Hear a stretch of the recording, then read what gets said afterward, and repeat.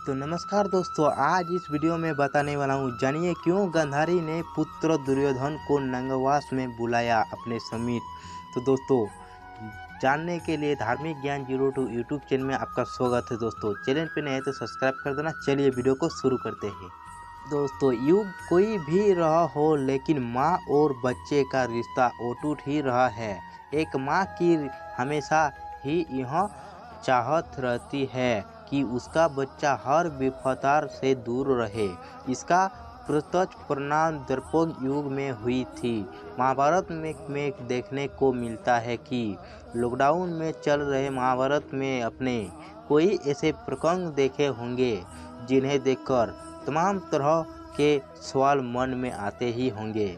ऐसा ही प्रसंग है जब गांधारी ने दुर्योधन को नंगवास में देखने की बात कही। आइए जानते हैं आखिर क्या वजह थी अपने युवा बेटे को वह इस रूप में देखने चाहती थी। गांधारी पवित्र स्त्री थी, जन्मांध पति धर्मराज के पति। यह उनका सम्मान भाव ही था कि उन्होंने भी अपनी आंखों पर पट्टी बांध ली थी। बता दें कि गांधारी भगवान भोलेनाथ की अन्य भक्त थी।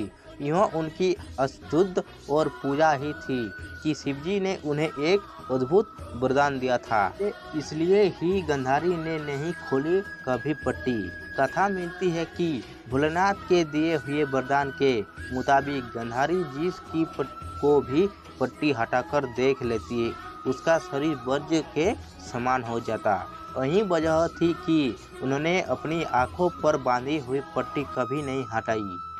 यूँ तो गांधारी ने हमेशा ही अपनी आंख पर पट्टी बांधे रखी, लेकिन जब महाभारत का युद्ध अंतिम चरण पर पहुंच गए, कौरवों के बड़े युद्ध और गांधारी के 99 पुत्र मृत्यु को प्राप्त हो गए, तब गांधारी के मन में पुत्र मोह जग उठा और वह अपने पुत्र दुर्योधन की मृत्यु से डर गई। ऐसे में दुर्योधन को आदेश दिया कि वह गंगा में स्नान करके नंगवास में ही आपके पास आ जाए। कथा के अनुसार जब दुर्योधन अपनी मां गांधारी कहे अनुसार गंगा स्नान करके लौट रहा था, तभी गांधारी से मिलकर लौट रहे श्री कृष्ण की नज़र दुर्योधन पर गई।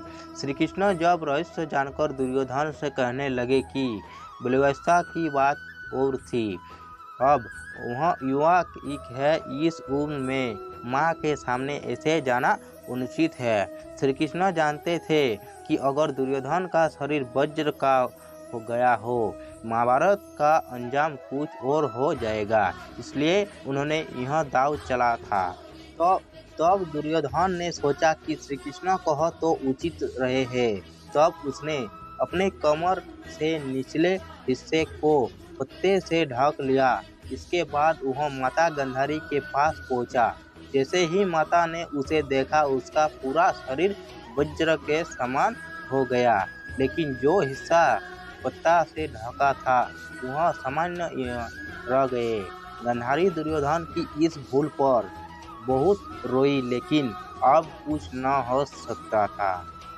तो महाभारत के अंतिम युद्ध में दुर्योधन को भीम ने लटकार और उनके बीच गदा युद्ध हुई। गदा युद्ध में भीम पर दुर्योधन भारी होता जा रहा था, क्योंकि भीम के वार का दुर्योधन पर कोई असर नहीं हो रहा था, क्योंकि उसका शरीर वज्र का हो चुका था। ऐसे में श्री कृष्ण ने भीम से कमर पर वार करने को कहा और स्थिति उलट गई। दुर्योधन युद्ध में वीरगति को प्राप्त हुआ। तो दोस्तों, गांधारी ने इसी कारण पुत्र दुर्योधन को गांधारी ने नंगवास में बुलाया। तो दोस्तों, आज का वीडियो बस इतना ही। वीडियो पसंद आए तो लाइक करके चैनल को जरूर सब्सक्राइब कर देना और बेल आइकन के दबा के ऑल पे जरूर सेट कर लेना, ताकि हम इस तरह का जब भी वीडियो डालें तो सबसे पहले आप तक नोटिफिकेशन पहुँचे। तो चलिए दोस्तों, मिलते हैं अगले वीडियो की तरह। तब तक अपना ध्यान रखना।